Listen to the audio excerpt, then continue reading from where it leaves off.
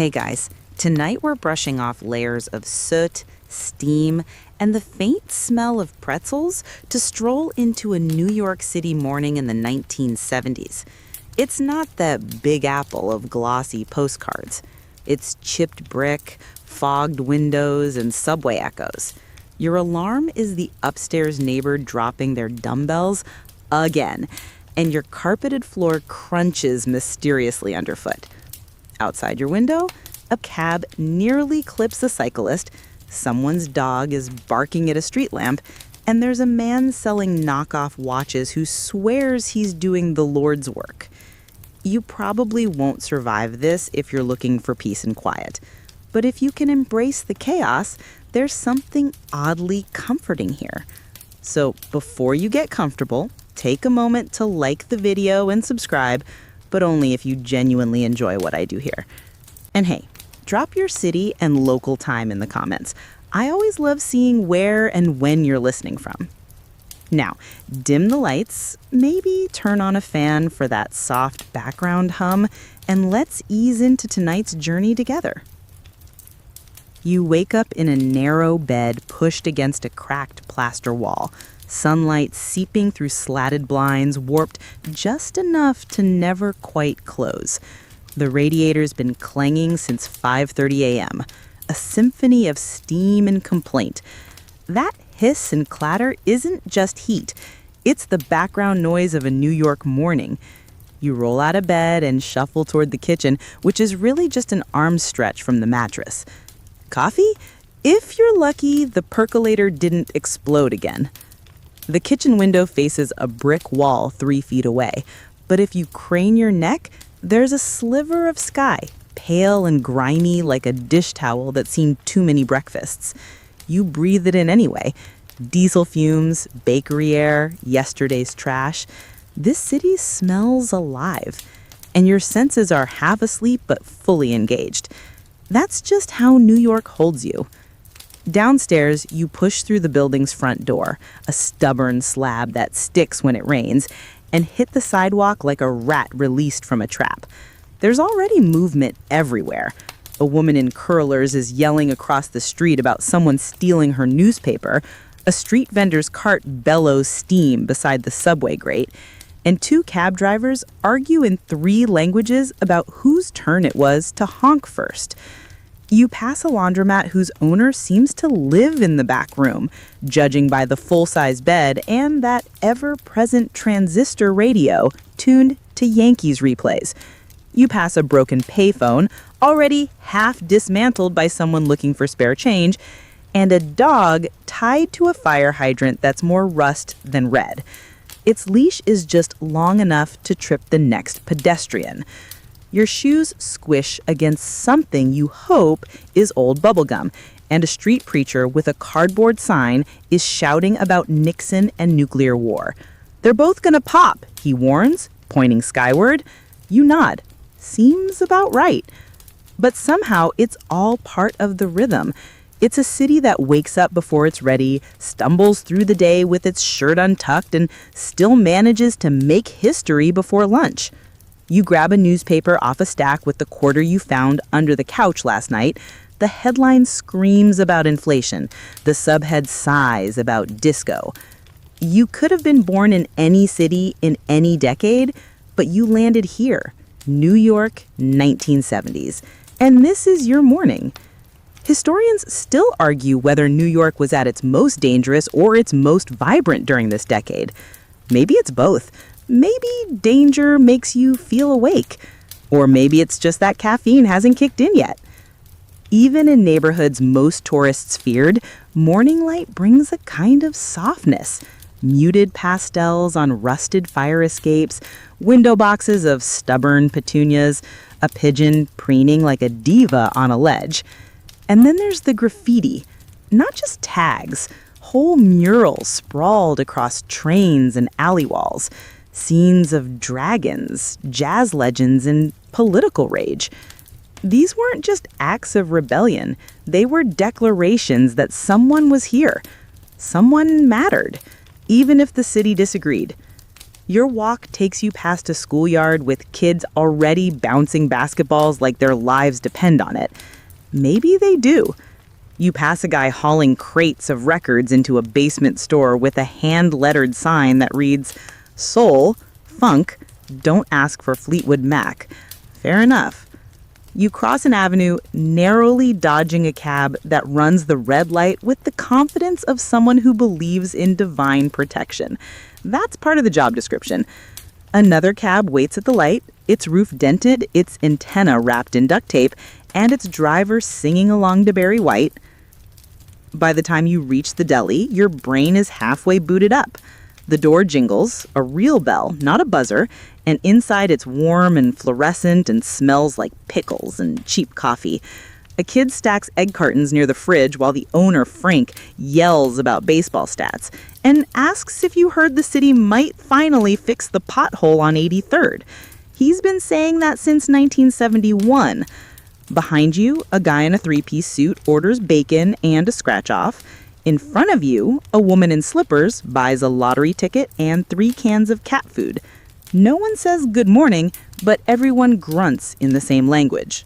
Here, that counts. And when you finally step back outside with your coffee cup warm in your hands and your bagel wrapped in wax paper, there's a strange kind of peace. You're still tired. The bus is late. There's a fire engine screaming 2 blocks over. But you're part of something. This living, grumbling, unglamorous city that holds everyone, strangers, weirdos, dreamers, and people like you, in the same cracked hands. You sip, you walk, and the city breathes with you. And even though it never says it out loud, New York is glad you're awake. The bell over the deli door gives its tired little jingle as you push it open, and the warm, heavy air hits you like a wool blanket soaked in coffee and fried onions. You step inside the narrow, fluorescent-lit sanctuary that is Frank's Deli, where nothing ever really changes except maybe the price of a niche. This is not a deli with health codes displayed proudly on the wall. This is a New York institution with yellowing tape on the corners of its menus, where the pickles in the barrel have probably been fermenting since the Johnson administration, and where Frank, the owner, somehow knows exactly what you're going to order the moment you step in. He gives you the nod. Not a smile, not a hello, just that solemn chin tilt of acknowledgement. It's early, and neither of you has the energy for full sentences yet. You drift toward the counter, your boots squeaking slightly on linoleum that's both mopped daily and still always sticky. The radio in the corner hisses out the tail end of a weather report. High of 84 today, maybe a breeze if you're lucky, before dissolving into an ad for antifreeze in July. You order your usual: bacon, egg, and cheese on a roll, salt, pepper, ketchup, and a coffee regular. That's how you say it, coffee regular, which somehow translates universally in this city to 1 sugar, 1 cream. Anything more, and Frank raises an eyebrow like you just asked him to blush your horoscope. Yankees blew it again, Frank mutters, cracking 2 eggs one-handed onto the grill with military precision. You nod, peeling open a napkin to fidget with while he works. Behind you, the store is beginning to fill. A woman in scrubs picks up 3 buttered rolls for the ER staff on 112th. A construction worker grabs 2 Danish and a copy of the Post. There's a man in a business suit and tennis shoes, his office persona ending abruptly at the ankles, flipping through the paper and sighing about the mayor. And in the middle of it all, Frank, cooking and commenting like some oracle of the griddle. "Rent's going up again," he announces, flipping bacon. "They're going to start charging for air next." "Still cheaper than parking," someone quips from the back. This is the city's breakfast table, where you get your news, your sarcasm, and your sodium intake before 8 a.m. It's also where time bends in odd ways. Somehow, Frank has served 3 sandwiches and 2 attitudes before you've even blinked. He passes you your order in wax paper with the flick of his wrist. You nod your thanks and take your first bite. The roll is soft, the bacon crispy, the cheese perfect in that just barely melted way that makes you believe, briefly, in the goodness of the universe. Historians still argue whether this sandwich is actually a modern miracle or just an emotional support object wrapped in carbohydrates. You don't care. You take another bite. Someone drops a quarter in the gumball machine near the fridge, and the metal crank squeals in protest. A cherry gumball drops, cracked slightly. A child picks it up, inspects it, eats it anyway. Resilience. You smile. Frank starts debating politics with a customer in a Mets cap who insists Nixon was just misunderstood. He understood wiretaps just fine. If he understood the Yankees hap as well, maybe we'd have a World Series. Laughter, eye rolls, the rhythm of morning. Your coffee's too hot, but you drink it anyway because that's what New Yorkers do. You've never waited for something to cool down in your life. The cup burns your fingertips through the paper sleeve, but that's just another part of the charm. You wander toward the community bulletin board near the ATM that never works. It's layered with curled up flyers, dog walkers, babysitters, an invitation to a pyramid scheme that swears it's not a pyramid scheme, and a poem someone wrote about a pigeon they lost in 1973. There's a picture too. The pigeon's name was Geraldine. The deli cat sits on top of the bread rack like a furry gargoyle, licking his paw with disdain for everyone in the room. He doesn't move when you reach out, just blinks slowly like a professor grading your life choices. Outside, you can see the tops of delivery trucks blinking in time with traffic. It's chaos, choreographed. The whole city moves like a jazz band, messy, unpredictable, and still somehow in tune. A boombox down the block starts playing something loud and funky. No one complains. It just becomes part of the ambiance. Someone near the back taps you on the shoulder. Hey, you got change for a $5? You check your pocket. 3 crumpled singles, 2 nickels, a token for the subway, and half of a Canadian dime. You shrug, offer the singles. They nod, grateful. No one carries change anymore. Except you, apparently. Quirky or fringe? Here's one. Last week, someone swore they saw Bigfoot in Central Park, feeding squirrels by the fountain. The deli discussed it for 3 straight mornings. Frank still maintains it was probably just his cousin Sal in a fur coat. This is where you remember that community isn't just block parties and bake sales. It's overhearing the same argument about the Mets 3 times a week. It's watching a stranger help an old man find the reading glasses on his head. It's Frank saying, "Don't worry about it," when you're 50 cents short, and the next customer covering it with a smirk. You finish your sandwich slowly, savoring the last bite like it's the closing chord of your personal symphony. The wax paper is translucent now, flecked with crumbs and evidence of a morning well spent.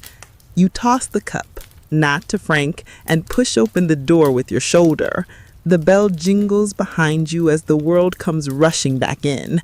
Car horns, jackhammers, the bark of a hot dog vendor advertising breakfast dogs, which should be illegal but somehow aren't. The air outside is warmer now, the city fully awake. But for a moment, back in the deli, time stood still. And you, holding a sandwich and surrounded by strangers who all spoke the same unspoken language, felt completely, impossibly at home. You walk on, your breath steadier, your feet lighter, and the city, impatient and gritty and weirdly affectionate, walks with you. You climb the narrow staircase back to your apartment, each wooden step groaning under your weight like it's auditioning for a haunted house. 3rd floor walk up, no elevator, and your hands are full with a paper bag crinkling like autumn leaves every time you shift your grip. Half a bagel left, coffee still warm, somehow, because the deli cups are apparently made from industrial-grade asbestos. At the landing, apartment 3C's door is wide open again. Someone's cooking something that smells like burnt cabbage and ambition. A toddler in just a diaper stares you down like a tiny landlord, and a woman's voice yells from inside, "Get away from the door, he's not your father." You offer a small wave. The toddler doesn't blink. Your own apartment is quiet. for now. You unlock the door, step inside, and do what every 1970s New Yorker has trained themselves to do first. Check if the heat's on, if the windows are shut, and if the roaches have claimed the kitchen again. Today, just one roach. You salute him. He retreats behind the toaster. Truce. The radiator in the living room hisses like a snake with bronchitis, clanking and wheezing its way toward warmish. That's all you ask for. Real heat is a luxury. Radiators in New York don't really heat, they perform. They rattle like percussion instruments in a steam-powered jazz band, always slightly offbeat, always reminding you who's in charge. You touch it, lukewarm, good enough. This is your tenement kingdom. Crown molding that's seen better centuries, wood floors warped just enough to make furniture placement a strategic nightmare, wallpaper that peels in corners like it's trying to escape. You've got 3 functioning light bulbs out of 6, and your fuse box plays a game called Guess Which Room Loses Power Today. But this apartment, it's yours. Or at least it's yours until your landlord decides to sell the building or raise the rent 400% to modernize the space, which in this city usually means installing a fire alarm and painting over history. You flop onto the couch, one cushion short of comfortable, and pull a faded Afghan over your legs. The fabric smells like everything it's ever seen. Late-night Chinese takeout, secondhand smoke, and hope. You sink into it like a sponge, the walls around you humming softly with the lives of everyone nearby. There's old Mrs. Mendelssohn upstairs, stumping around in orthopedic shoes and dragging her aluminum walker across the hardwood like it's an Olympic event. Rumor has it she once danced in a Broadway chorus line. Now she mostly yells at pigeons and calls 311 about noise complaints that she herself is causing. Next door is Richie, a jazz drummer who practices at precisely 2:13 p.m. every day and once accidentally mailed you his electric bill. He swears he's about to go on tour with someone famous, though tour might just mean Jersey City. Across the hall lives Cynthia, an NYU dropout who now writes astrology columns for a local zine. She once read your chart and declared your moon was in emotional debt. You didn't know what that meant, but it explained a lot. Tenement life isn't about solitude, it's about shared chaos. Every creak in the floorboards is a story, every bang on the pipes is a message. Sometimes it's turn down the TV, other times it's I burn the rice again. Historians still argue whether this kind of proximity made New Yorkers more compassionate or just more creative with insults. You stretch out and stare at the ceiling. There's a water stain up there, shaped vaguely like the Statue of Liberty holding a pigeon. Last week it looked more like Nixon, but that might have been the angle. You should fix it. You won't. Outside, traffic sighs down Amsterdam Avenue. A kid is bouncing a basketball with the kind of persistence only 9-year-olds and NBA hopefuls possess. Someone is playing Stevie Wonder out a window loud enough to share with the block, and for once, no one complains. It's the kind of weather that makes city walls feel soft. Warm, early autumn, jacket optional, regret optional too. You get up to open the window and it sticks, as usual. You jiggle it, tap the frame, and mutter the city's universal unlocking prayer. Come on, don't be like this. It gives. A gust of air rushes in, smelling of hot dogs, concrete, and just the faintest whiff of soap from the laundromat below. There's a pigeon sitting on the fire escape. He doesn't move, just watches you like a bodega clerk judging your cereal choice. You name him Tony. You don't know why. He nods once, then flies off. You light a candle, not for ambiance, but because the overhead fixture flickers like a horror movie and the landlord insists the wiring is charming. The candle gives your room a glow that almost makes it look romantic. Or haunted. Possibly both. Quirky detail for the day. Your bathtub is in your kitchen. Not even joking. You've learned to live with it. Sometimes you soak in warm water while pasta boils on the stove. It's multitasking. It's efficient. Historians, again, can't decide whether this layout was due to early plumbing limits or just one very creative architect with a sense of humor.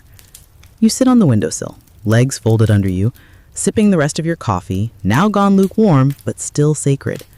Somewhere, a car alarm hiccups once, then gives up. A baby cries for a second and is instantly shushed by a parent with professional reflexes. The streetlights flicker on, not because it's dark, but because they forgot how to work properly. Your apartment, loud and leaky and weird, is still home. It doesn't judge your mismatched furniture or your unwashed dishes. It's a space carved out of chaos, a place where you've memorized the groans of the floorboards and the cough of the radiator, where the walls are thin, but your resolve is thick, where your neighbors are strangers, enemies, friends, and sometimes all three in one afternoon. You exhale, leaning against the cool frame of the window, watching the city lean into the afternoon. No skyline views here, just brick, wire, and pigeons. But it's yours. And somehow, even with all its faults, it's perfect. By the time you're back out on the street, your body is caffeinated, your belly is full, and your soul is, well, braced. Because now comes the next ritual in your 1970s New York experience, the commute. You head toward the subway entrance like a gladiator walking into the arena, slow, steady, mentally preparing for a battle of odors, delays, and unpredictable soundtracks. The stairs descend into gloom. The air shifts from urban grime to something closer to molten gym sock. A saxophonist halfway down plays a tune that might be Take the A Train or might just be him warming up. You nod in appreciation. He nods back without stopping. The soundtrack of New York isn't made in studios. It's made by guys like him, turning crumbling stairwells into concert halls. The turnstile takes your token with a clunk, and you push through into a different world. Dimly lit, humid, and buzzing with the kind of low-level tension that makes you clutch your bag just a little tighter. A rat scurries across the tracks, tail high like he's late for a meeting. You don't even flinch. By now, the rats flinch when they see you. On the platform, the usual crowd waits in various states of irritation. A woman fans herself with a folded New York Post. A kid peels gum off the bench with the sort of focus normally reserved for brain surgery. A man in a three-piece suit reads a worn paperback titled Zen and the Art of Motorcycle Maintenance while chewing on what's probably his sixth toothpick of the morning. And you just listen. To the roar of incoming trains, the buzz of the overhead lights, the mutterings of a city that doesn't believe in silence. The whole platform vibrates with a kind of organized chaos. People shuffle in loose patterns. They know where to stand, so the doors line up. It's a science, a dance. And if you get it wrong, you will be judged. The subway arrives, screeching like an angry banshee. You step in and instantly absorb the heat. No air conditioning, obviously, just body warmth, hot metal, and the faint but unmistakable smell of regret. You grab a pole, metal, sticky, mysterious, and find your footing as the train lurches forward like it's trying to throw everyone off in alphabetical order. Graffiti covers every inch of the car, floor to ceiling, windows to ads. Swirls of bubble letters, neon paint, crossed-out tags, declarations of love, insults, and art, all layered like an archaeological dig of teenage rebellion. Historians still argue whether the graffiti boom of the 1970s was vandalism, social commentary, or just a city's way of screaming into the void. You think it's all of the above, and probably still better than the beige wallpaper in your kitchen. You spot a sticker peeling off the window. It reads in faded red ink, "If you see something, say something," followed by a phone number that's probably been disconnected since '73. A woman next to you applies eyeliner without a mirror. Across the aisle, a man with a parrot on his shoulder reads the Wall Street Journal aloud in a British accent. You accept all of this without question. The train rattles through the tunnel, shaking like a shopping cart with a broken wheel. A kid near the door starts popping and locking to music from a boombox bigger than he is. Someone groans, but no one stops him. He's good, really good. You watch as he slides across the grimy floor like he's made of rubber and rhythm. He finishes with a spin and a dramatic pose, then walks through the car with a paper cup, collecting spare change and nods of respect. You drop a quarter in.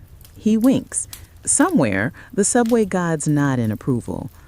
You glance up at the old line map, a patchwork of dots and lines, smeared with years of fingerprints and indecision.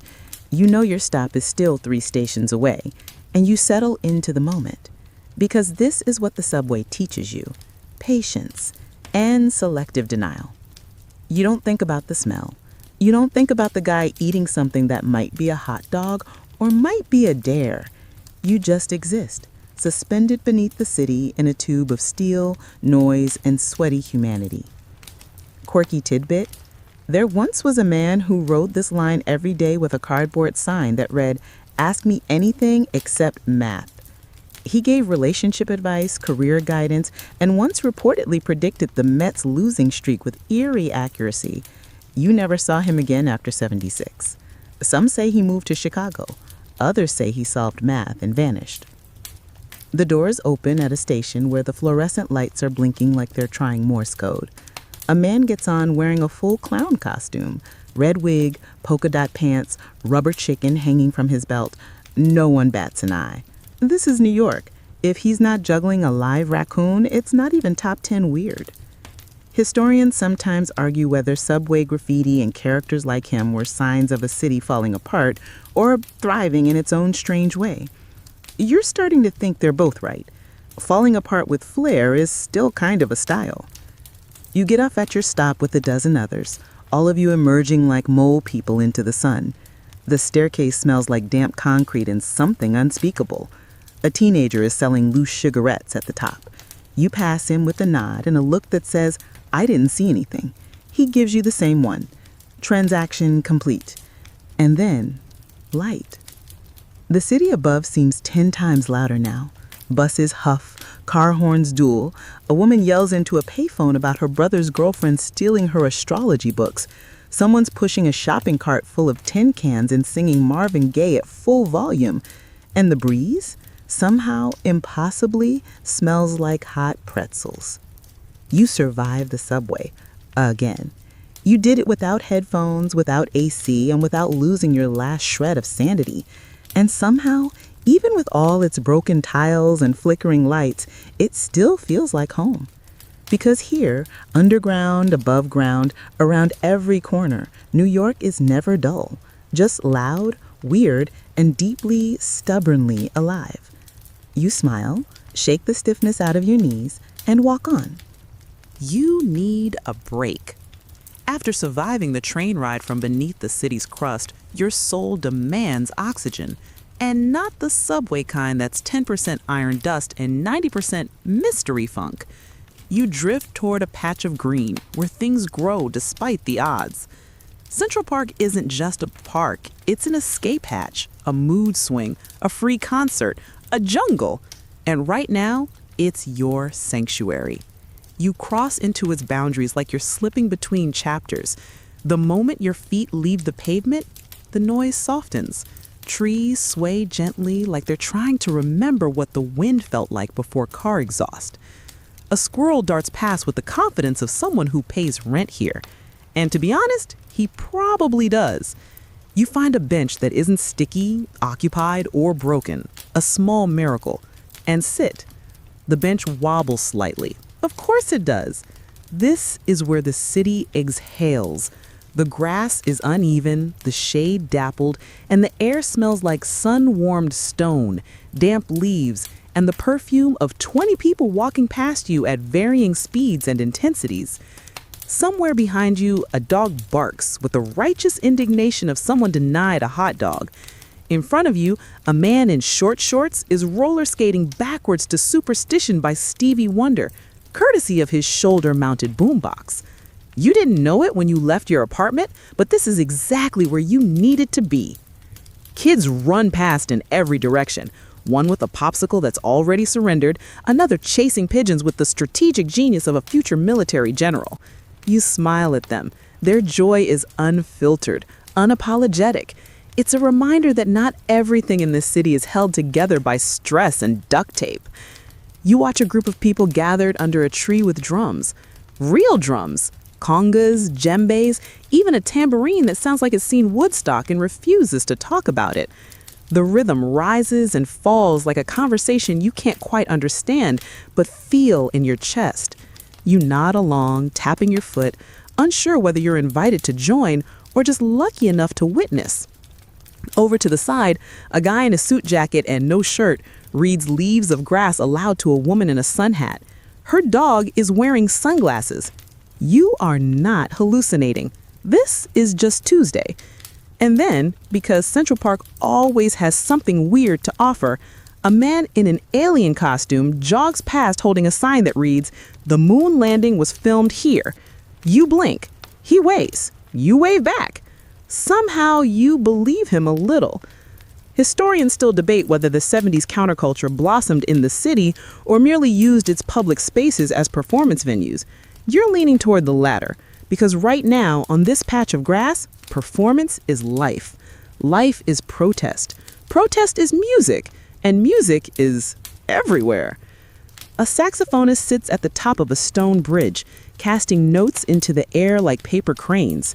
His tune catches the breeze, spins over the lake, and lands somewhere near your feet. You close your eyes. You don't recognize the song, but it feels familiar, like something your bones heard before you were born. An elderly couple walks by holding hands. She wears pearls, he wears a Mets cap. They don't speak, but their silence says everything. You wonder how long they've been coming here, how many sandwiches they've shared on that exact bench, how many pigeons they've shooed away with equal parts annoyance and affection. You lean back and watch the clouds roll behind the treetops, white puffs on a blue canvas painted by traffic fumes and stubborn hope. For a few minutes, the city's edges blur.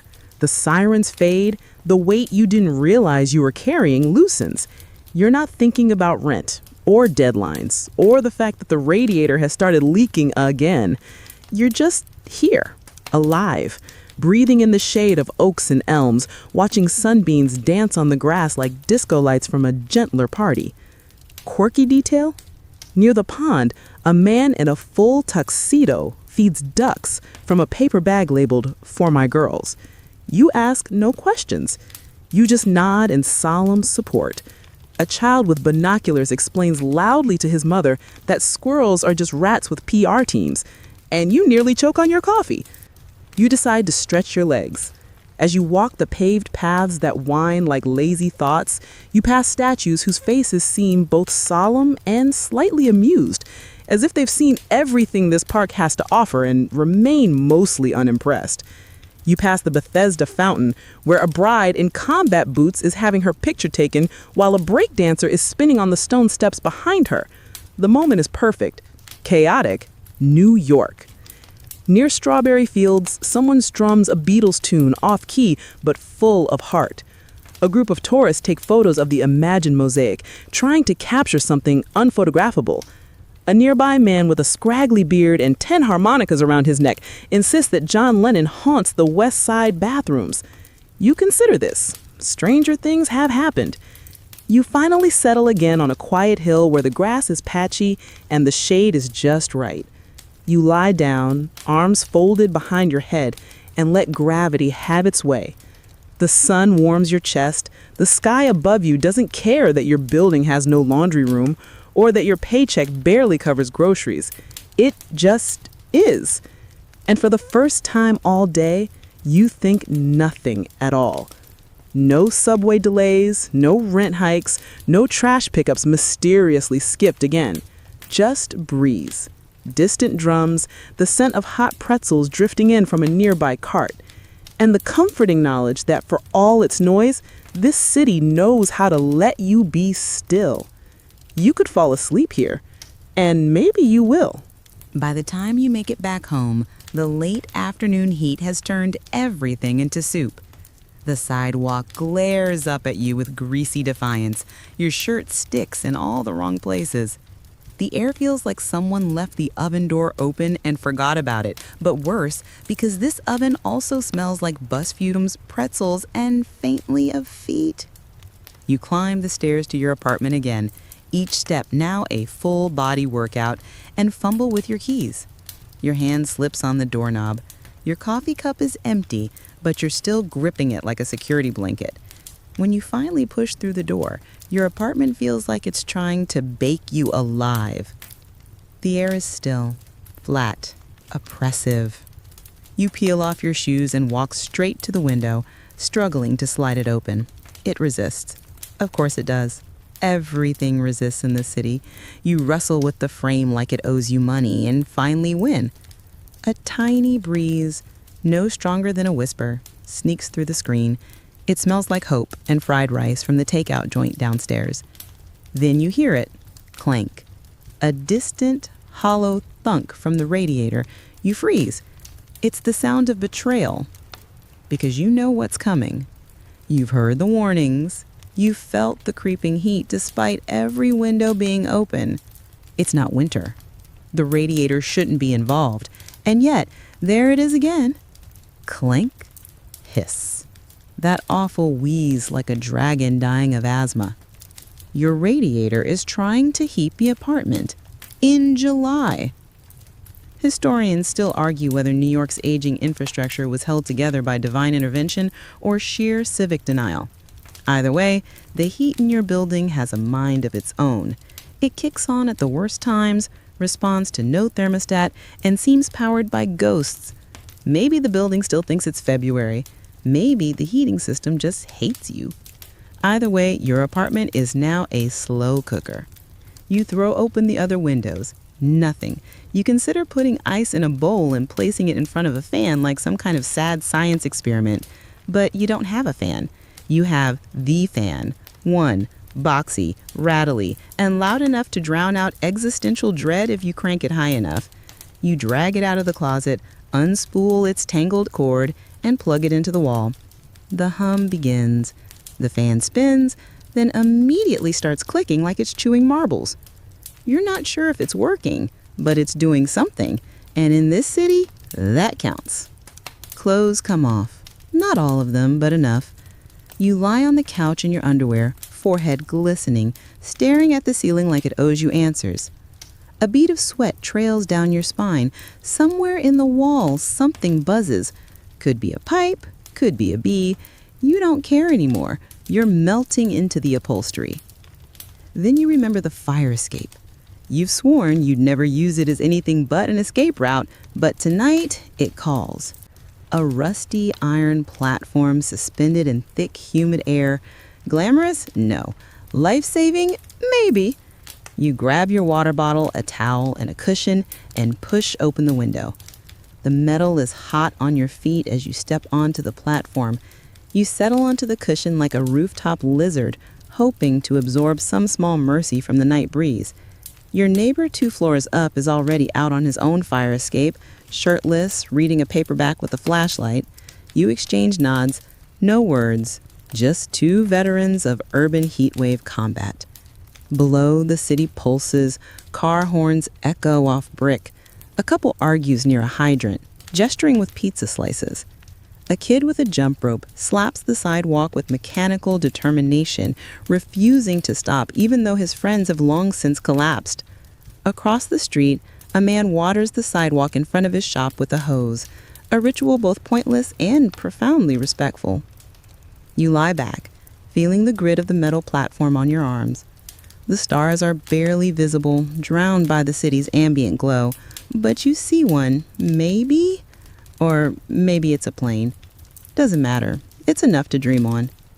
Quirky side note. A woman once threw a full roasted chicken off a fire escape on 94th Street, aiming for her cheating husband and accidentally hitting a hot dog vendor. True story. He forgave her. They got married a year later. You heard that at the deli. It must be true. As the minutes drift by, you adjust your position every now and then, trying to find the sweet spot between not sweating and not falling through the bars. A breeze finally picks up, barely enough to ruffle your hair, but it's there. You sigh. Inside, the apartment remains a trap of dry heat and buzzing bulbs. But out here, on your slice of steel and sky, you're surviving. Just like everyone else in this strange oven of a city. A city that demands resilience, rewards improvisation, and punishes anyone foolish enough to trust the radiator schedule. You close your eyes. Somewhere distant, a siren wails. Closer by, someone drops a bottle. A baby cries. The fan inside starts clattering louder, probably trying to escape its own existential crisis.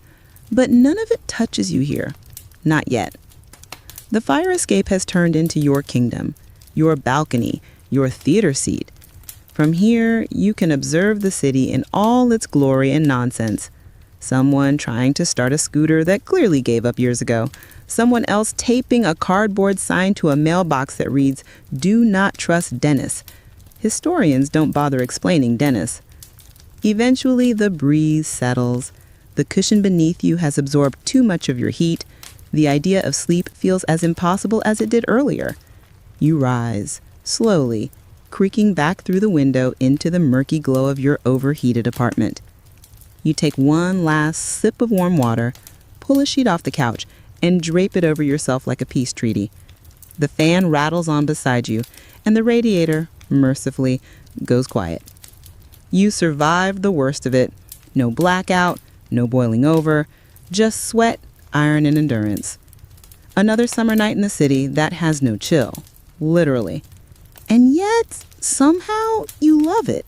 Morning comes back like a loud roommate who never quite moved out, bursting in, throwing light through the windows, and bringing more heat than it was invited to. You wake up with your face stuck to the couch and your back slightly damp from a dream you don't remember and don't want to. The fan is still going, bless it, but now it sounds like it's arguing with itself. You don't blame it. You barely survived the night. And then it happens. Thunk. Click. Darkness. The power cuts out. No warning, no flicker, just gone. The fan dies with a sputter. The fridge coughs and goes quiet. Somewhere in the wall, the neighbor's illegal AC unit lets out a metallic sigh as it shuts down. The room instantly feels heavier, like the air's trying to sit on your chest. You lie still, praying this is just a fuse. You know it's not. The brownout has begun. This isn't your first time. New York in the 70s has a special relationship with electricity, mainly that it can't be trusted. In a city where everything's wired together like a basement science project, too many air conditioners and bomb boxes mean the grid gives up like a beat cop 2 minutes before shift change. You sit up. Your coffee options are dead. Your food is starting its slow march toward warm decay, and the room is heating up like a greenhouse with anger issues. Outside, someone is already yelling. You go to the window and look down. The deli is dark, the lights across the street are out. A man with a cart of frozen ices is sprinting toward the park, yelling, "Everything 50 cents!" like the world is ending, which, to be fair, it sort of is. You throw on yesterday's t-shirt, splash your face with a lukewarm sink water, and head downstairs. The hallway is lit only by sun filtering through the stairwell windows, casting strange shadows across peeling walls. You pass a neighbor, fanning herself with a magazine. "Con Ed should be renamed Con Job," she mutters. You nod, too sweaty to laugh. On the street, the chaos has rhythm. People crowd stoops with radios and half-melted drinks.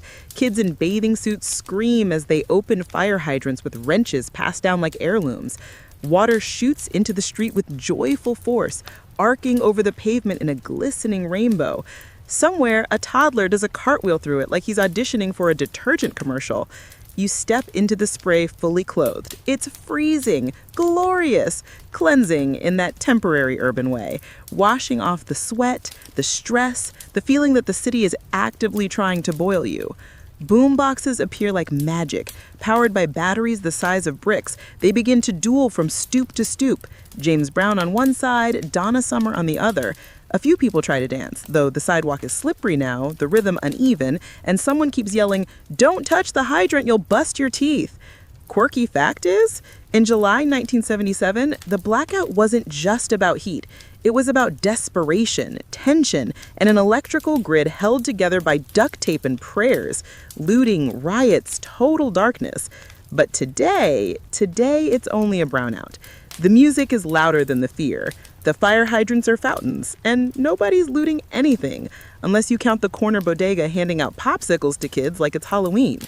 You walk down the block, squinting at the flickering sun bouncing off wet pavement. A man on the corner waves a battery-powered fan in front of his face and mutters something about how this didn't happen in the Eisenhower years.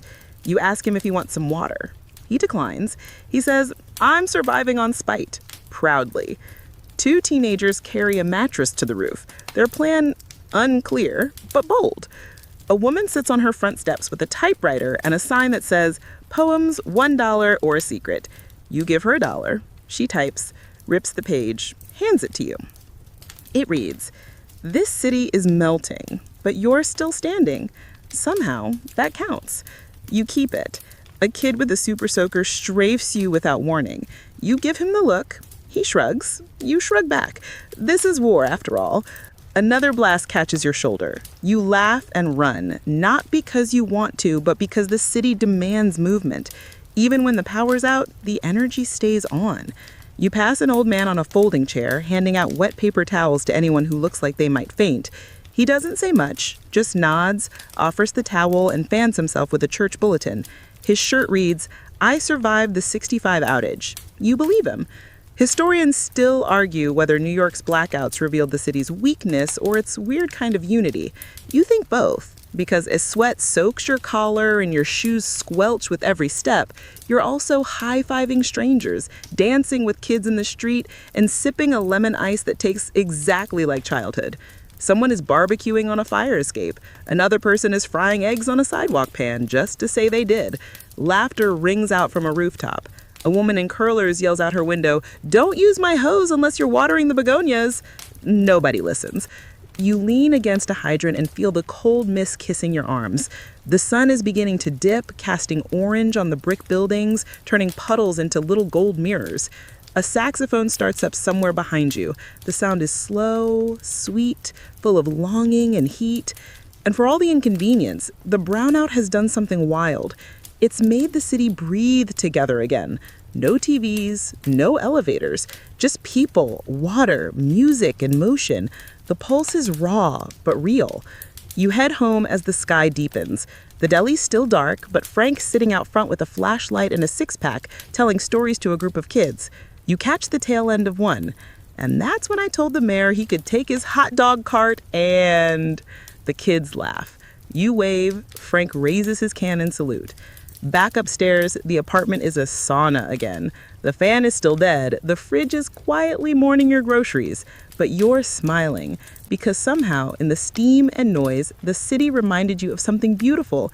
It never breaks all at once. It sways, it shouts, it sweats, and it dances through the blackout like a disco ball lit by sunlight and spite. You're not sure what time it is. Your clock blinked out during the brownout, and you refused to reset it out of principle. But the sky outside is leaning hard into twilight, that dusky hour where everything's bathed in gold and grime, and the city exhales a different kind of energy. You can feel it coming up from the pavement, pulsing through your windows. Tonight is not for sleeping. You change clothes, something loose, something breathable, something that might pass for intentional under club lights. A splash of water to the face, maybe even a spritz of cologne or something stolen from a roommate's shelf. Your fire escape nap gave you just enough of a second wind. The brownout's over, electricity's back on, mostly, and you've decided the only way to beat the heat is to dance through it. Down on the street, cabs and cigarette smoke mix with the distant thump of bass. You follow it like a moth to neon. A few blocks later, you're in line outside a warehouse that definitely used to be a meatpacking facility and probably isn't legally zoned for this many strobe lights. A girl in roller skates zooms past you, dragging a glittery tote and humming La Freak. You feel underdressed. But that's the magic. In 70s New York nightlife, no one fits in, which means everyone does. Tonight's club of choice is some off-brand disco dive with a name like Galaxy or Velvet Space, depending on which flyer you believe. Inside, it's sweaty, loud, and alive. Glitter sticks to every surface.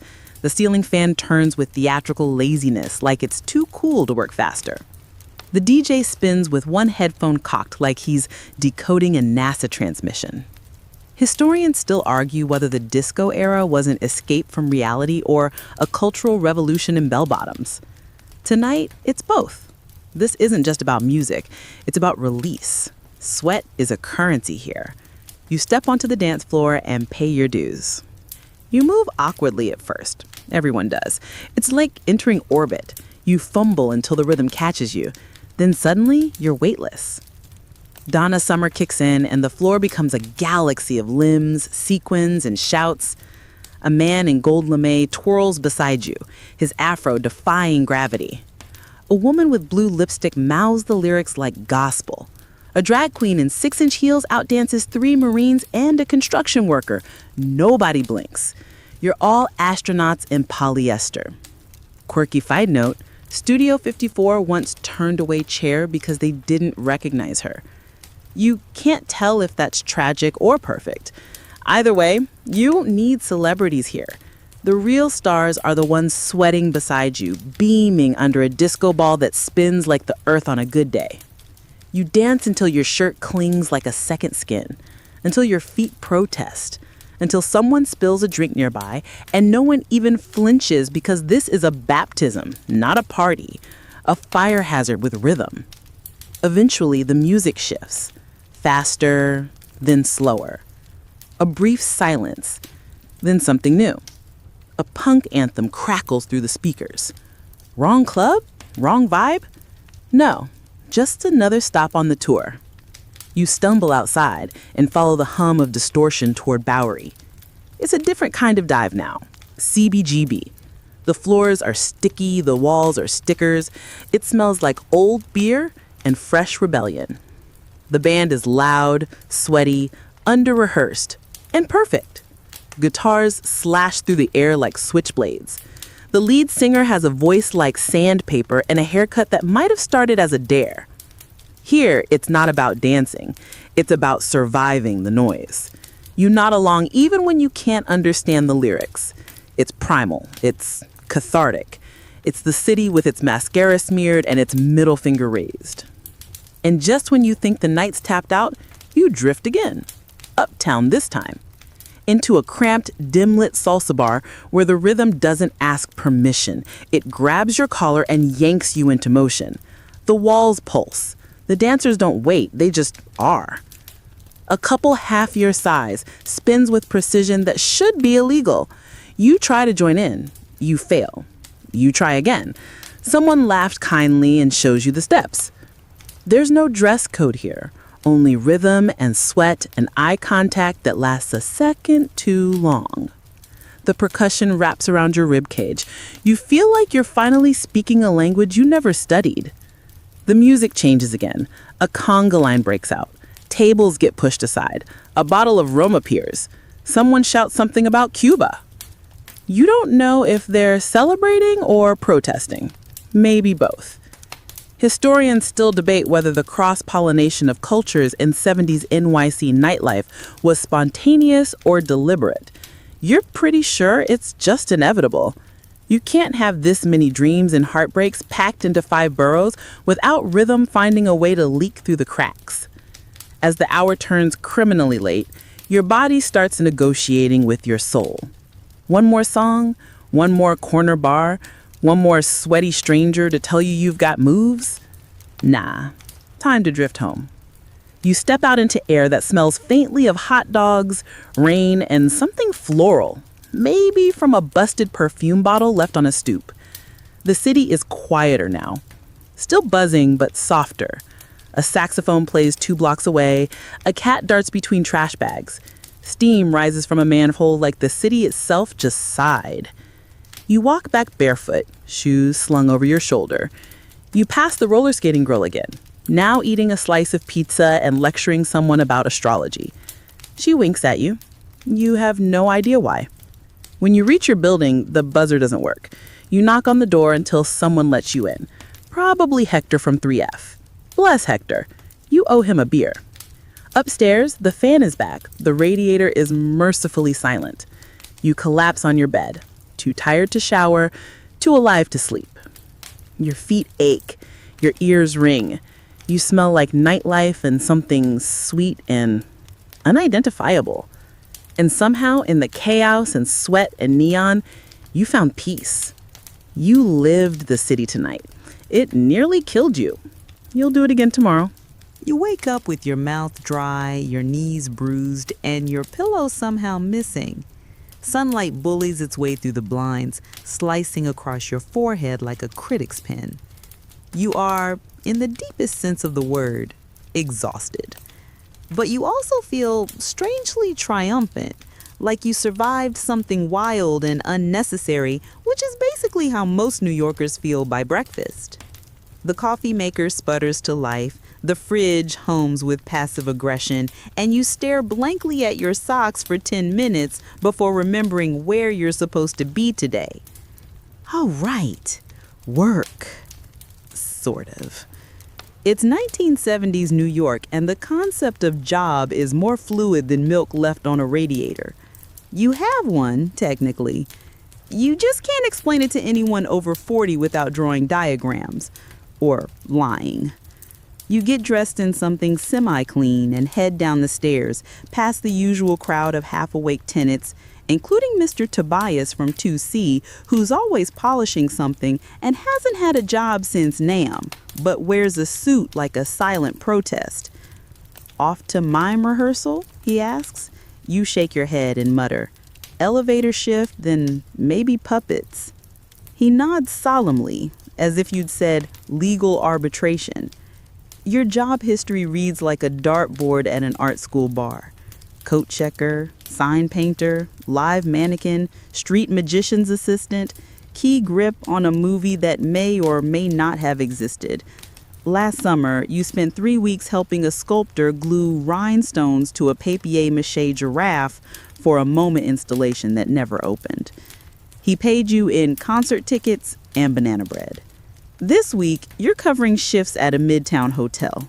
You press buttons in an elevator, nod politely at tourists, and try not to get stuck between floors. Once, a soap opera actor cried silently the whole way up to the 12th floor. You pretended not to notice. It felt holy somehow. Historians still debate whether the 70s gig economy was a precursor to creative liberation or just proof that the rent was too damn high. You think it was both. Art by necessity, hustle by default. Everyone you know has a side hustle. Or 4. Your roommate teaches mime to dogs on weekends. Another friend makes leather bookmarks shaped like political figures. Jimmy down the hall bartends at a place that only serves absinthe and grilled cheese. The city is full of dreams, and most of them are working part-time. At lunch, you grab a pretzel from a guy named Vito, who claims he invented the twist. You don't argue. He's 72 and wears a Yankees cap with "Vote" stitched on the back.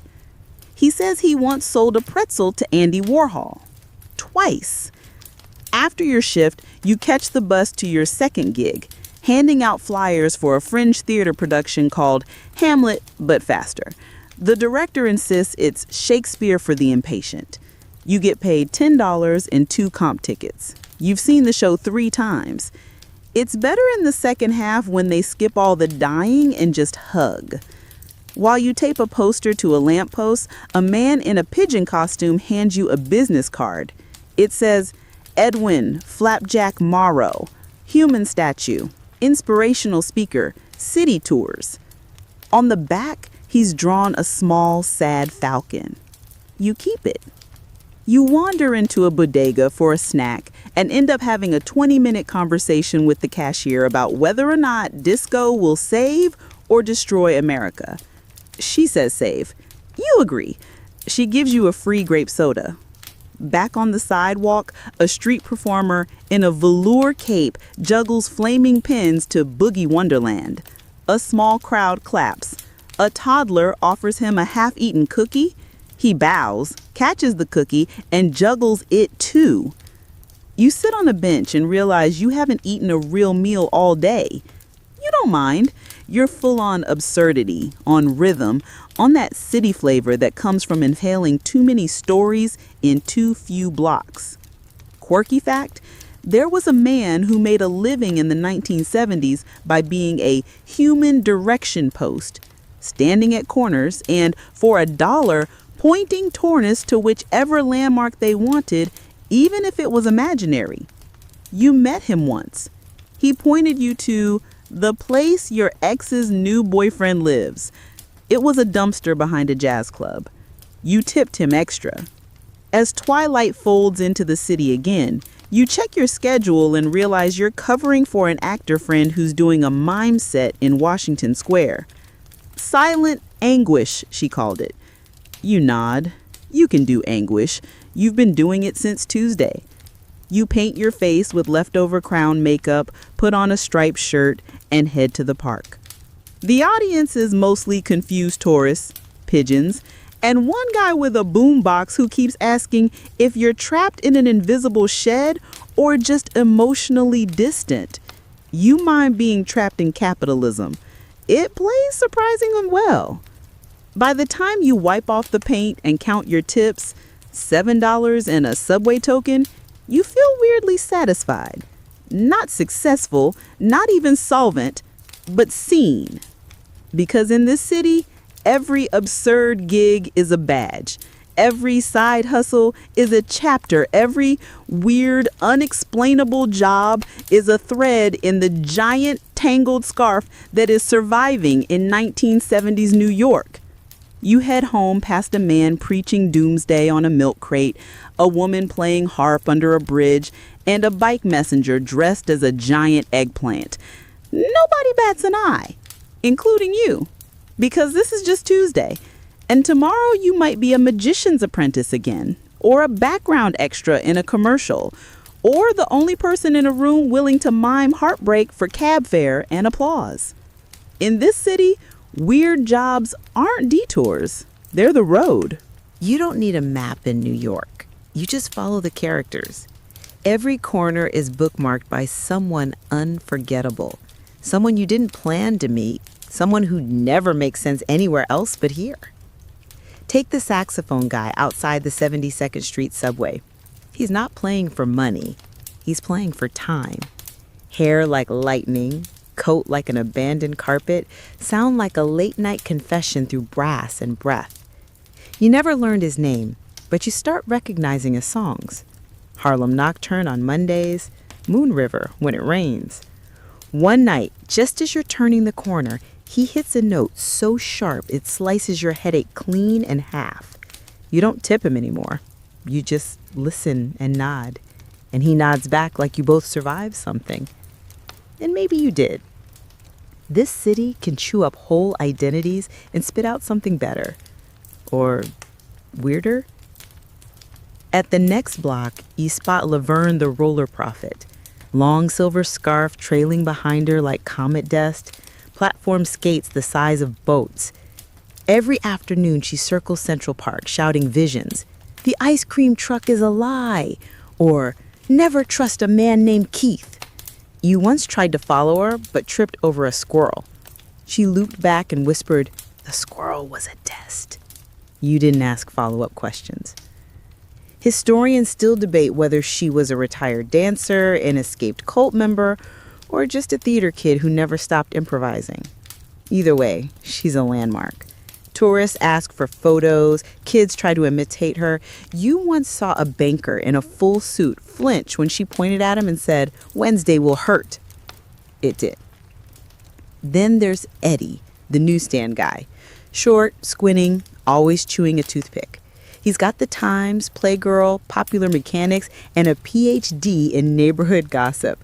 He's not just selling paper, he's narrating the block. He knows who broke up, who got evicted, who cried in front of the ATM last night. He tells you, that sax guy used to play weddings. Then Nixon happened. You don't understand, but it feels profound. Today, he slides a comic book across the counter and says, "You're going to need this." It's about a superhero who can't sleep unless chaos is happening around him. Feels familiar. Just around the corner lives Angie from apartment 3G. Red lipstick, loud laugh, portable record player always in hand. She says she danced back up for Bette Midler, but also says she invented the crouton, so who knows. She once serenaded a meter maid until the ticket got torn in half. That's charisma, baby, she told you, strutting away in a sequin bathrobe. Quirky fact, in the mid-1970s, there was a man on the Upper West Side who believed pigeons were the reincarnated souls of old vaudeville stars. He fed them bagels and called roll. "Good morning, Milton Berle. Present, Fanny Bryce." You spotted him last week arguing with a squirrel. That squirrel, by the way, had a limp and a bad attitude. New York wildlife doesn't play by forest rules. Then there's Larry. Larry is a rat. Not a metaphor. Not a guy in a suit. A literal, enormous rat who lives near the trash bins behind the laundromat. But Larry's more than vermin. He's legend. The size of a toaster, tail like a whipcord, eyes like burnt marbles. Someone once painted Larry lives on the sidewalk. Someone else added, in us all. And weirdly, it fits. Children leave scraps for him, artists sketch him. One guy wrote a folk song called The Ballad of Larry that actually charted on a local college radio station. You've seen him perched on a fire hydrant, blinking like a king. You've also seen him scare off a dog, twice. Historians still argue whether Larry's fame is a sign of New York's grit or its surrender to the absurd. You're pretty sure it's both. On Tuesdays, the Beethoven guy sets up his battery-powered record player near the Lincoln Center steps. He wears a cape and listens with his eyes closed, mouthing along like he wrote the Fifth Symphony himself. "This is how I keep from yelling at strangers," he says. You nod. We all have our coping mechanisms.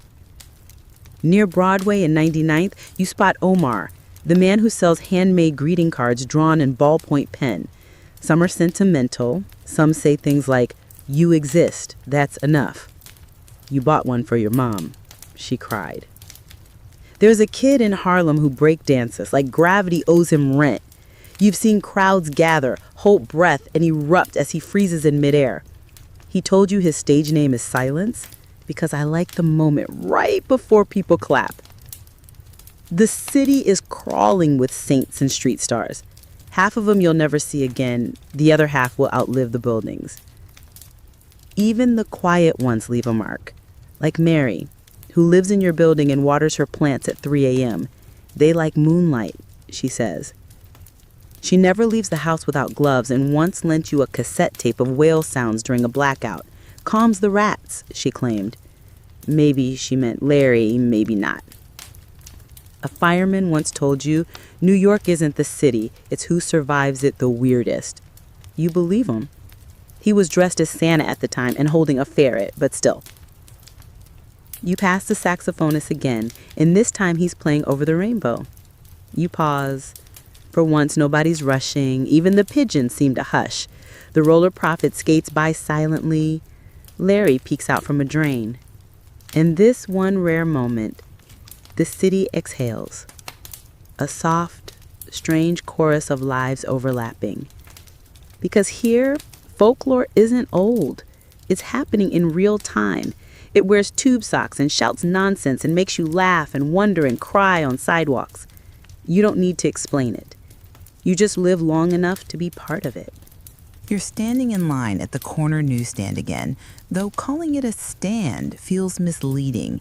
It's more like a shrine, built from weathered wood, paper towers, and the stubborn will of one man who has somehow survived 20 winters without a proper door.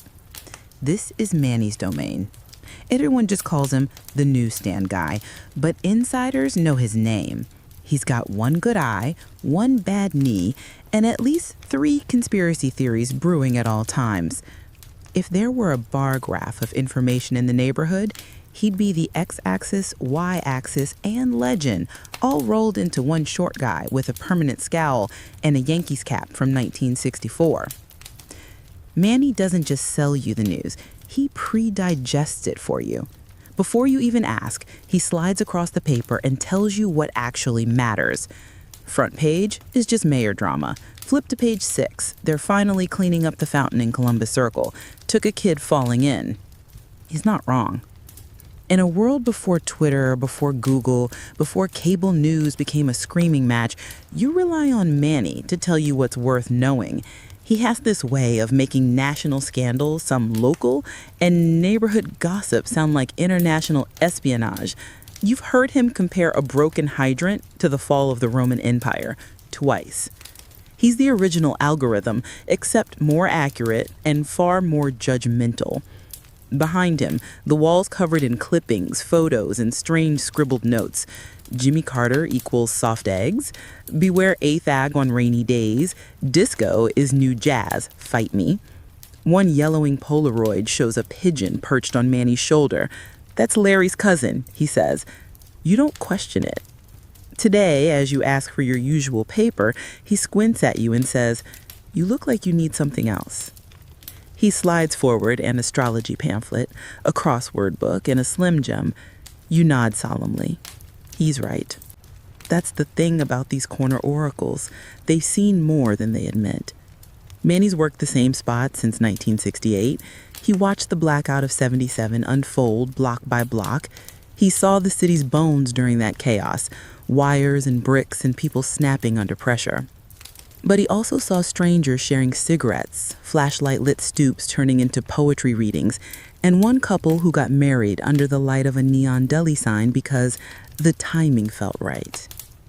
Historians still argue whether the '77 blackout was a disaster or a revelation. Manny says it was both, and also, somehow, a really good day for magazine sales. He remembers when the subway tokens changed design, when Studio 54 closed down the first time, when Mrs. Watkins from 81st Street got arrested for throwing rutabagas at Nixon's motorcade. She had range, he adds. And he remembers you, even when you don't think he's paying attention. You once walked by with tears in your eyes, trying to play it cool. He handed you a folded-up comic and said, "For later." You opened it that night.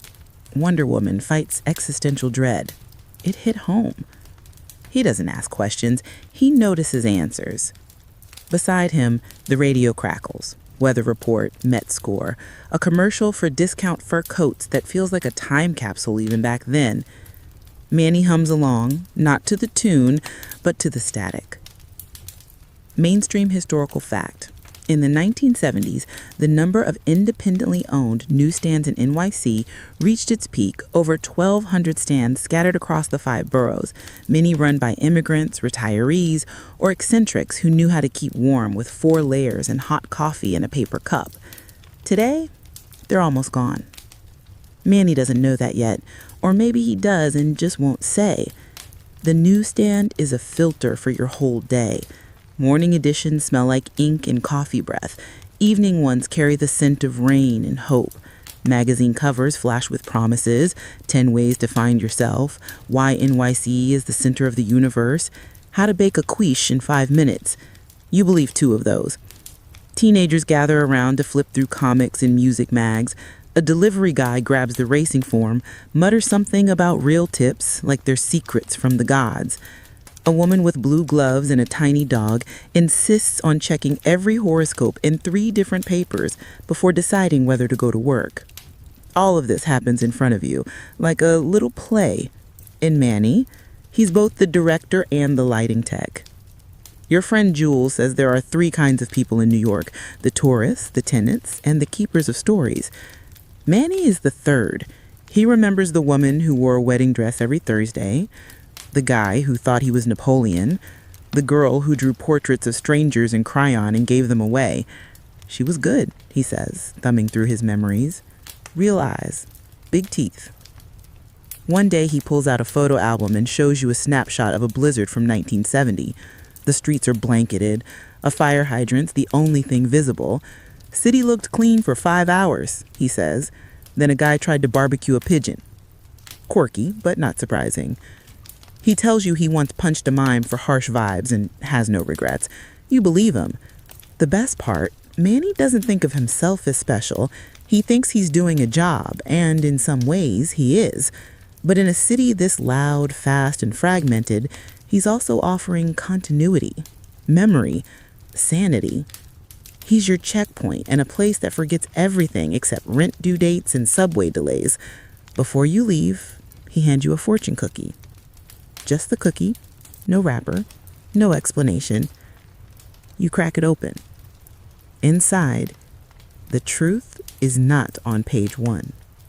You look up. He's already helping the next customer. It's late July in the city, and you are melting into the sidewalk like a dropped popsicle. Even your thoughts feel sweaty. Somewhere between your scalp and your socks, there is no longer a clear border between your body and the heat. Just steam, concrete, and the slow realization that your ceiling fan is spinning in protest rather than enthusiasm. This is how you survive a 1970s New York summer. Not with grace, not with ice cream, but with pure heat-soaked stubbornness. And water, buckets of it, gallons, cascading fountains of hydrant spray that turn entire blocks into splash zones. You round the corner on 113th and find the neighborhood kids have cracked open a hydrant with a wrench and a prayer. Water gushes out in glorious defiance of city ordinances, arcing across the street like a liquid rainbow. A teenager holds a coffee can like a nozzle and directs the stream with the focus of a firefighter crossed with a choreographer. Nobody minds. The rules melted an hour ago.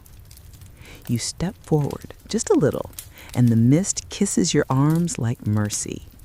Your shirt clings to your back. Your hair glistens. For once, the city stops smelling like diesel and hot dogs and starts smelling like wet pavement and fresh squeals of joy. This illegal waterfall is what summer is for. The fire hydrant has become the neighborhood's unofficial air conditioner, baptismal font, and town hall. Grandmothers sit on milk crates under umbrellas, fanning themselves and pretending they're not watching. Delivery guys slow their bikes just to ride through the spray.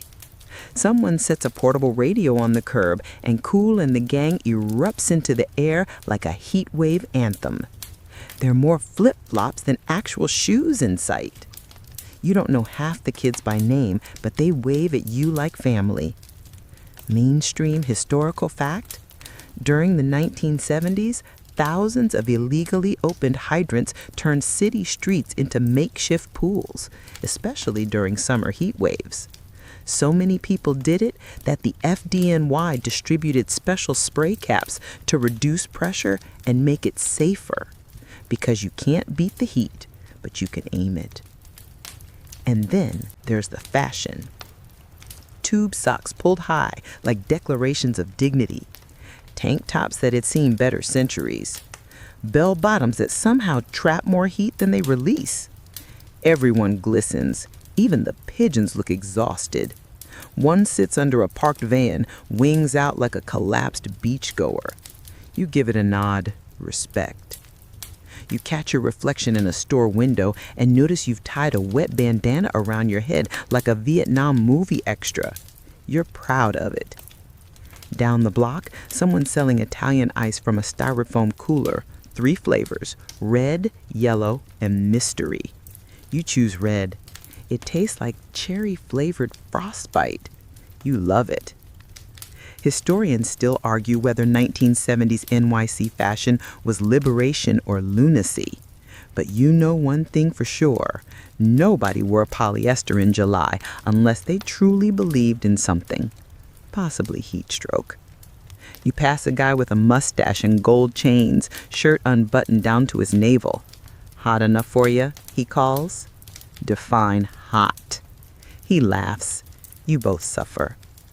On 104th Street, an old-school hip-hop battle breaks out, cardboard squares laid down on the sidewalk like sacred arenas. A wiry kid with a crooked grin spins on his back while his opponent strikes poses straight out of a kung fu flick. The crowd cheers, and for a moment, the sun forgets how angry it is. Someone sells lemonade from a fold-out table, 75 cents. You pay $1 and wave off the change. The cup is mostly ice. You don't care. And then you hear it, the hum of a window unit. Air conditioning, the forbidden fruit of 1970s New York renters. It's coming from the second floor of a tenement building, and you swear it mocks you with every shuddering wheeze. Somewhere behind that brick wall, someone is sleeping under a blanket. You consider knocking. You don't. The fantasy is enough.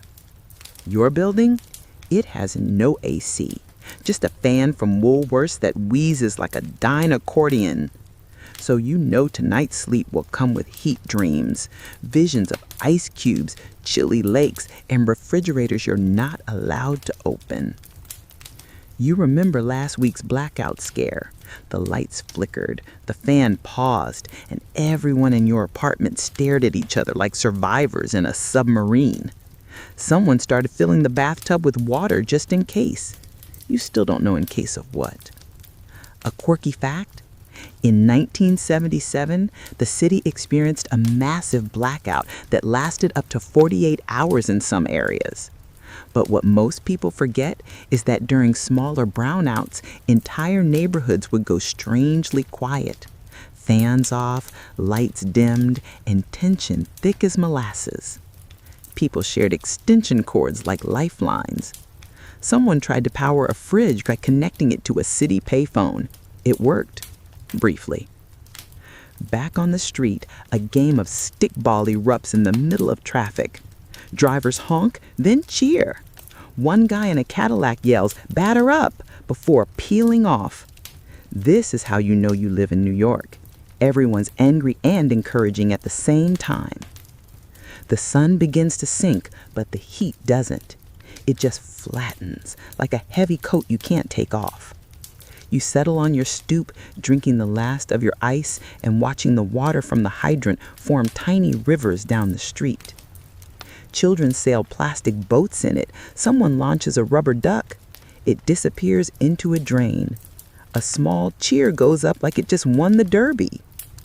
A woman walks by in a terry cloth robe, hair soaked, mascara melted, humming a disco song under her breath. She nods at you. Don't forget to flip your pillow before bed. She nods back. You won't. Because summer in this city isn't about comfort. It's about survival with style. You close your eyes, the sounds swirl, splashes, laughter, radio hits, and the far-off honk of a cab that didn't get the memo that joy is happening here. And in that moment, sweaty, sticky, sunburnt, you feel oddly at peace. Not cool, never cool, but gloriously, absurdly alive. You make the bold decision to leave New York City for the holidays. Not just across the boroughs. No, you're fleeing the 5 boroughs entirely. You, your duffel bag, and a vague hope that there's peace somewhere beyond the shadow of the Empire State Building. Your journey begins in Penn Station, where the scent of burnt pretzels and existential dread hang in the air like smog. The floor is sticky. The fluorescent lights flicker like they're powered by ghosts. You glance at the arrivals board, where half the trains say delayed, the other half, good luck. Still, you're determined. It's Thanksgiving weekend, but it could be Christmas or Labor Day. Penn doesn't care. Every holiday is a ritual. 1,000 New Yorkers trying to escape each other all at once. And you're among them. One speck in a sweating crowd, clutching your ticket and wondering if you remember deodorant. Historians still argue whether the demolition of the original Beaux Arts Penn Station in the 1960s was the city's greatest architectural sin. Standing here in the replacement, a low-ceiling bunker of gloom, you don't need a historian to tell you. Something beautiful was lost. You're jostled by a man dragging 3 garbage bags full of tinsel. A woman in curlers mutters to her cat in a baby stroller. Someone starts singing American Pie off-key. It's all deeply New York. Finally, a crackling voice announces your train. The crowd moves like a herd of caffeinated cattle. You get elbowed, stepped on, and narrowly avoid falling into the tracks. Somehow, you're on board. Your seat smells like hot dust and old newspapers. You wedge yourself between a teenager chewing bubble gum like it owes him money and an elderly nun snoring softly beneath a Yankees cap. You don't know where she got it. You're not asking. The train jerks forward. The city blurs past. You exhale for the first time in hours. Mainstream historical fact?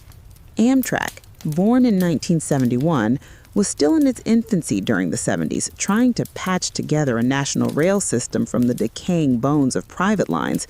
Delays were common. So were broken toilets. But at least you could stretch your legs if the seat in front didn't recline straight into your knees. Outside, the scenery shifts. The graffiti fades. The buildings shrink. The rhythm of the tracks lulls your nerves. You sip lukewarm coffee from a styrofoam cup and wonder if this escape was a good idea or just another form of self-punishment with pie at the end. Your mind drifts. You remember when you first moved to the city, suitcase in hand, heart full of delusions. You thought you'd live in a brownstone and write poetry. Instead, you live above a laundromat and once got food poisoning from a questionable egg roll. But still, you love it. You miss it already, and you're not even out of New Jersey. A quirky tidbit?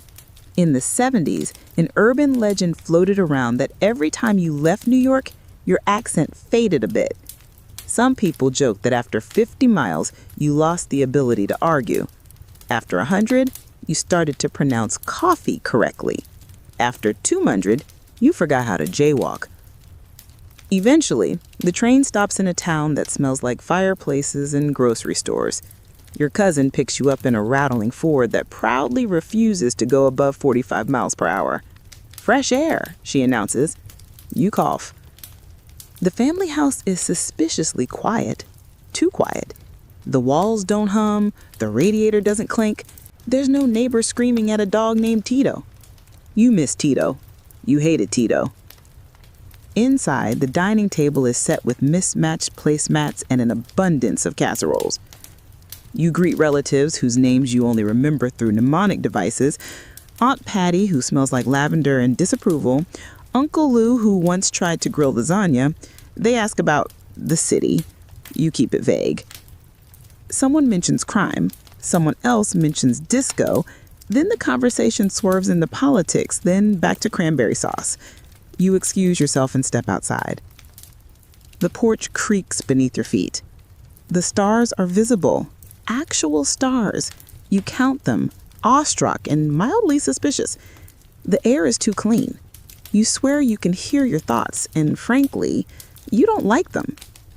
You realize New York has changed your DNA. You need sirens to sleep.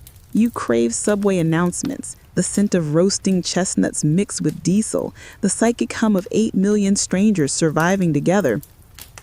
Back inside, someone brings out a photo album. It's filled with people who look vaguely familiar, probably you, probably not. You nod politely. You eat pie. You say, a lot. They ask if you're still living in that dangerous neighborhood. You answer yes, but your mouth forms a grin, because danger is relative, and loneliness in a quiet town is the kind that doesn't scream. It just sits in a rocking chair and forgets your name. You go to bed in a guest room that smells like old magazines and cedar.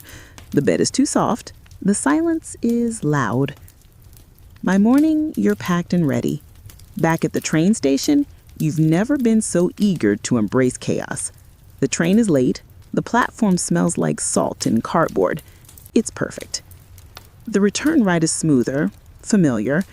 When you descend once more into the gray belly of Penn Station, the buzz returns to your bones. You pass the trumpet player, still working on the same riff. The pigeon, still arguing over a French fry. The same guy yelling about aliens.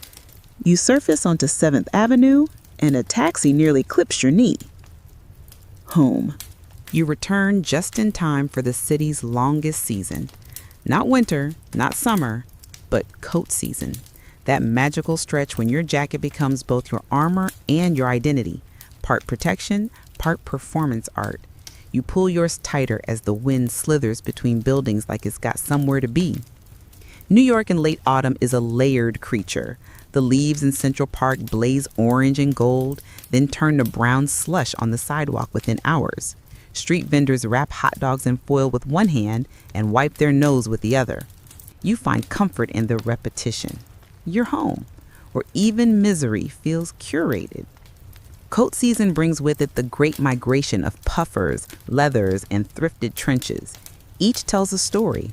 Your neighbor's vintage pea coat screams, former actor turned graphic designer. The guy on the corner with a trench over pajamas, possibly a prophet, possibly just cold. You walk everywhere now because you forgot how many quarters your laundromat devours, and subway delays are biblical. One week, it takes 47 minutes to travel 5 blocks. You could have crawled. You could have taken a ferry. You briefly consider buying a horse. But even as the sidewalks ice over, you feel something cozy. The city contracts like it's hibernating. Steam rises from manholes like ancient tea kettles. Deli windows glow warm with rotisserie chicken slowly turning on greasy spits. You stop to watch, mesmerized. Mainstream historical fact, in the 1970s, New York City was financially broke, but spiritually rich. Despite near bankruptcy, crime waves, and blackout paranoia, the era saw a burst of creative energy. Punk exploded at CBGB, hip-hop began in the Bronx, and experimental theater thrived downtown. People were broke, but they were alive. You pass a guy breakdancing in a cardboard square. A woman with 3 scarves sells zines titled, "The End is Near," but you still have time to pet a dog. Someone hands you a flyer for a midnight puppet opera in a former meat locker. You tuck it in your coat. Maybe later. At your building, the supers changed the front bulb. Now it flickers a shade of orange that screams Halloween, Christmas, and existentialism all at once. You love it. You hate it. You decide not to fix it. Cold season means you smell things more sharply. Roasted nuts from push carts, burning newspaper from trash can fires, and a hint of peppermint wafting out from a department store like it's trying to apologize for capitalism. You dive into one such store just to warm up, you say. Inside is madness, tinsel, muzak, a man dressed as Santa sobbing silently into a payphone. Shoppers shove each other for the last discount toaster. You navigate aisles like a military strategist seeking only one thing, a new pair of gloves. You find them. They're neon green. You buy them anyway. The cashier doesn't blink. A quirky tidbit. In the late 1970s, Macy's was forced to scale back its holiday displays due to budget cuts. So instead of animatronic reindeer, they installed cardboard elves on borrowed typewriters. Some kids cried. Others demanded refunds. New Yorkers mostly shrugged. You clutch your new gloves and head back into the wild. The first snow comes like a whisper. Flakes drift down, uncertain, landing on your coat and vanishing like nervous thoughts. You smile, and then a city bus drives by and drenches your ankles in slush. You swear softly. So it begins. Historians still argue whether New York's winters in the 70s were unusually harsh or just unusually poetized. Blizzards piled knee-high, trash frozen bags like modern art, and yet no one stopped. The city didn't shut down, it adjusted. People walked slower, curses came with visible breath. Life continued in layers. You trudge home. On your way, you pass a bodega you've never entered. Tonight, something pulls you in. Inside, it's warm, fluorescent, humming. The guy behind the counter nods at you like you've always belonged here. You buy a mango soda, a scratch ticket, and a single roll of duct tape. No questions asked. New York retail therapy. Back in your apartment, the radiator is either off or preparing for liftoff. You wrap yourself in blankets, sip soda through a straw, and listen to the muffled arguments through the wall. It's oddly comforting. You scratch the ticket, you lose, you don't mind. Outside, the snow thickens. Your window fogs. In the streetlight glow, you see 2 kids hurling snowballs at a taxi. The driver leans out and throws one back. It's the most wholesome felony you've seen in days. Later, you fall asleep to the sound of snowplows growling like angry mammoths. Somewhere, a siren wails. Somewhere else, music seeps from a rooftop party that defies the temperature and possibly noise ordinances. And there, in your strange little corner of a too-big city, you feel, against all logic, safe. Cold season is like that. It doesn't protect you from the cold. It just reminds you that everyone else is cold too. And in New York, that's the closest thing to community there is. It's the last week of the year and the city changes costume once again. Christmas lights twinkle from apartment balconies, blinking alongside satellite dishes and drying laundry. Neon menorahs glow in pharmacy windows. Somewhere, a saxophonist plays a broken version of Auld Lang Syne and nobody minds. It's New York, after all. You wander down the block with a purpose that only exists between holidays, neither working nor resting, just drifting like a coat button waiting to be reattached. The sidewalks are slick with black ice and ground-up pine needles. Gift wrap flutters down a storm drain like urban confetti.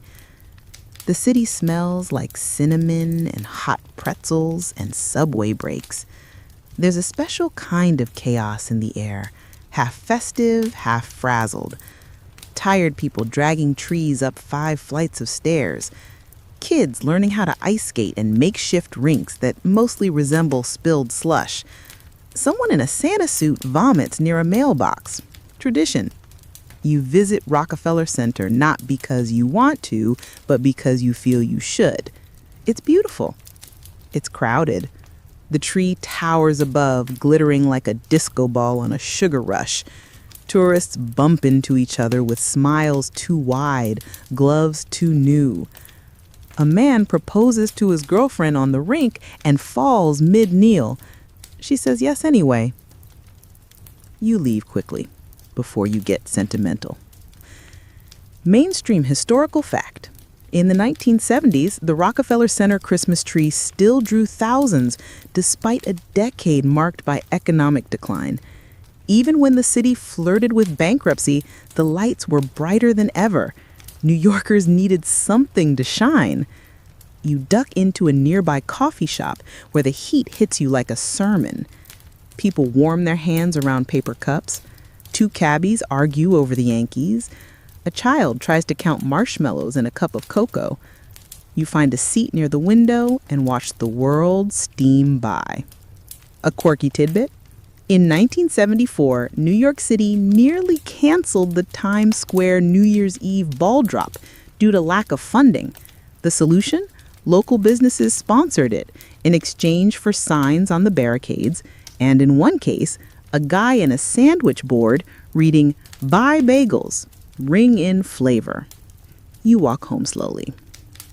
The city's quieter now, like it's pausing, exhaling after surviving another year. Christmas trees wait on curbs like weary soldiers. Store windows display 70% off signs in exhausted fonts. You hear someone singing Silent Night in Spanish. A dog barks along. You stop by the corner bodega, where the clerk nods at you like an old friend, despite never asking your name. You buy a jar of pickles and a pack of candles, because both feel strangely necessary. On the way out, you hold the door for an old woman carrying nothing but a poinsettia and a memory. Back in your apartment, the radiator sings. You light the candles, you eat a pickle. It's weirdly perfect. The week drifts. You read a book that's been collecting dust. You watch a movie where New York is portrayed as either magical or monstrous, no middle ground. You reorganize your spice cabinet and realize you've owned 4 jars of paprika since Nixon. You nap. You wake. You nap again. Time loses shape. Historians still argue whether New York's post-holiday calm was a return to normalcy or a collective seasonal hangover. The snow turns gray, the gift receipts pile up.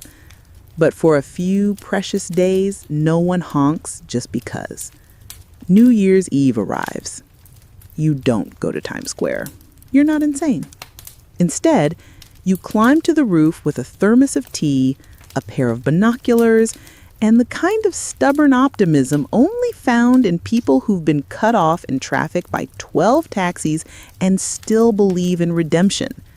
You see fireworks in every direction, distant bursts of light over Queens, Staten Island, and somewhere that might be Jersey, but you're not making promises. You wave at a stranger on another rooftop. They wave back. Neither of you speaks. Midnight strikes. You shout, "Happy New Year!" into the cold sky and nearly drop your thermos. somewhere below, a car alarm joins in. The saxophonist returns with Auld Lang Syne, still off-key, still determined. A couple kisses, a cat howls, the city laughs. You stay on the roof longer than you meant to, because in that moment, surrounded by wind, noise, and other rooftop souls, you remember why you stayed, why you never left for good. Because the city may never be soft, but it is honest. It may never love you back, but it sees you. You go inside, feet frozen, but heart strangely warm. You put the kettle on, and you whisper to yourself, one more year. The first Monday of January comes with the same subtle brutality every year. Your alarm goes off like a betrayal. The radiator hisses in protest. Your coffee machine sputters like it forgot how to function over the break, just like you. Outside, the streets are a slushy mess, a graveyard of spent fireworks, wilted wreaths, and one abandoned Barbie leg. Welcome back. You bundle up in 4 layers of regret and head to work. The subway platform is coated in a thin layer of something that might be water and might be despair. Commuters shuffle past one another like extras in a zombie film set in a Patagonia outlet. As the train rattles into the station, you squeeze yourself between a man clipping his nails and a woman lecturing someone named Marco over the phone. You're not Marco, but you do feel personally attacked. And yet, there's comfort in the routine, a strange rhythm to it all. The return to the grind sharpens the city's edges again, and you realize you missed them. You ride the Q train over the East River, and for a brief second, the skyline emerges through the dirty window like a memory you're still choosing to believe in. Mainstream historical fact? By 1977, New York was still recovering from the fiscal crisis that nearly bankrupted the entire city. Thousands of municipal workers had been laid off. Schools and libraries were slashed. But in the thick of it, New Yorkers didn't stop. They adapted. They unionized. They survived. Back at work, whether that's an office, a diner, a bookstore, or a 3-story walk-up turned into a theater company, you fall back into your role. You shuffle papers, mop floors, ring up customers, write articles no one will read, or teach kids who forget your name. You do what you do. Because that's what this city is built on. Not just big dreams, but everyday resilience. Lunchtime. You sneak into a bagel shop that's older than your landlord. You order the usual, and the guy behind the counter hands it over without asking. No frills, no smile, just the sacred transaction of familiarity. A quirky tidbit? In the 70s, bagels became a mainstream food in America, thanks in part to mass-produced frozen versions. But in New York, the bagel was never a trend. It was a religion, and every neighborhood had its own prophet of poppy seeds. You eat on a bench with a cracked thermos of soup and an unread newspaper. Pigeons line up like they're about to stage a Broadway revival of Oliver featuring stale crumbs and aggressive flapping. You give in and share a piece of bagel. They nod in approval. Historians still argue whether the 1970s marked New York's darkest hour or its most authentic. The city was dirty, broke, dangerous, but it was also electric, raw, unfiltered, a place where everyone struggled, and somehow that made it fair. There were no illusions. You had what you fought for. The day winds down. You ride the train home, your reflection in the window flickering with every tunnel light. You pass familiar stations, familiar graffiti, familiar rats, waging turf wars with the confidence of Wall Street bankers. You emerge above ground and walk the final stretch. A man on your block is selling bootleg cassettes out of a duffel bag. He says, "Only the good stuff." You nod solemnly and buy one. You don't even have a cassette player. Your building smells like boiled cabbage and ambition. You climb the stairs, counting them like prayers. At your door, you fumble for keys, juggling your bag, your groceries, and a sudden wave of existential dread. Home. You peel off your coat, put water on the stove, drop your shoes like they betrayed you. You glance at the stack of books you promised to read in the new year. They glare back, judgmental and dusty. You pick up the cassette instead, and then you sit. The city continues outside. Sirens, laughter, a dog barking like it's reciting Shakespeare. You sip tea from a chipped mug. The heat seeps into your chest. Your shoulders unclench. Because even here, in this tiny apartment with creaky floors and a closet that smells like 1943, there is peace. A kind of earned quiet, a fragile truce between you and the concrete world outside. You survived another day, another month, another year, and though the rent's overdue and the radiators coughing like it has opinions, you're still here. That's the magic. Not the skyline, not the lights. You. Now the city fades. The snow is stopped. The sirens quieted. The neon signs blink slower now, like they're tired too. You sit by the window, watching the last of the lights flicker in distant windows. Somebody cooking late. Somebody dancing alone. Somebody, like you, just awake with their thoughts. You sip something warm. The mug feels heavy in your hands, the kind of weight that says you've made it through something.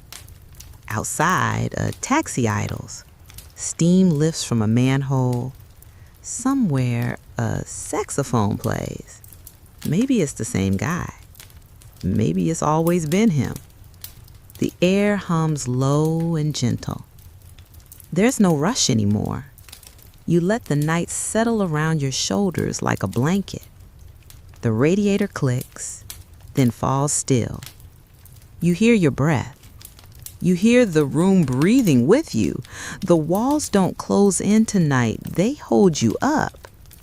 And you remember, this city that never sleeps is allowed to rest sometimes. So are you. You close your eyes, not to escape, but to stay. To linger in this fragile peace between streetlights and dreams. To float down a quiet avenue of memory where everything is lit in amber and nothing hurts. Sleep finds you gently. It doesn't knock. It just sits beside you until your breathing slows. And New York, wild, wonderful, never finished New York, waits for you on the other side of morning.